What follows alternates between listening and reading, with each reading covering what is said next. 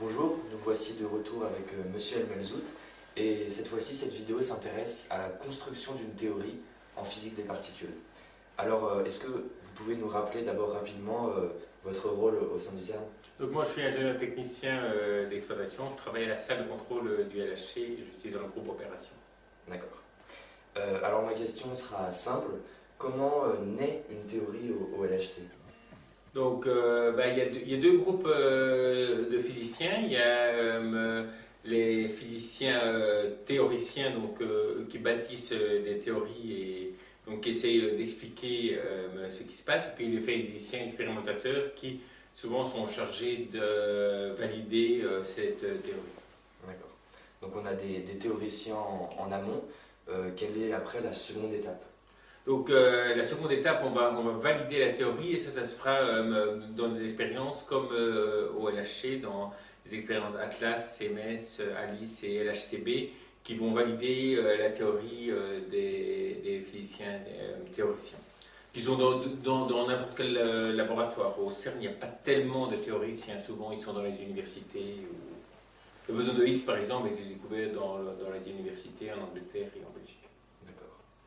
Donc des découvertes par l'expérience qui iraient donc du concret vers des notions plus abstraites et des lois générales. Est-ce qu'on peut parler d'empirisme dans votre approche scientifique au LHC ou le problème est plus complexe? Le problème est plus complexe.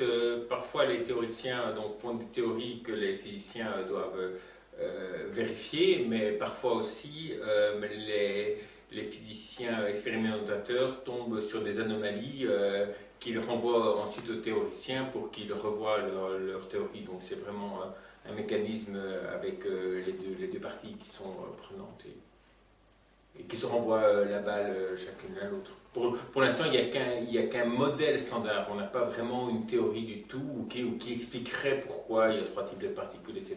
Il n'y a qu'un modèle qui marche bien, mais il faudrait essayer d'aller au-delà du modèle pour pouvoir expliquer vraiment. D'accord. Et pour finir, est-ce que vous auriez l'exemple type d'une théorie aujourd'hui qui fait son cheminement dans le monde scientifique, en physique des particules, bien sûr? Pour l'instant, c'est sûr que le modèle standard a le vent en poupe. On a pu vérifier presque tout du modèle standard et pour l'instant, les physiciens sont un peu déçus parce que ça se rapproche trop du modèle standard. Ils auraient besoin de quelque chose qui puisse aller au-delà, notamment pour expliquer l'énergie noire, la matière sombre, etc. Le fait que les galaxies tournent trop vite par rapport à la matière qu'il y a dedans. Et bon, peut-être que ça peut s'expliquer par d'autres phénomènes plus simples, mais ils n'ont pas encore les données pour expliquer ça. D'accord. Donc un travail plus complexe qu'il en a l'air et des acteurs donc, assez complémentaires en fait. Oui, la physique des particules, c'est vraiment une discipline très très compliquée parce que tout réagit de manière peu intuitive. Au niveau subatomique, une particule peut à la fois être onde et particule, et donc c'est des choses dont on n'a pas idée dans notre vie de tous les jours, et donc il faut vraiment se référer aux mathématiques, et ça c'est assez compliqué, quoi.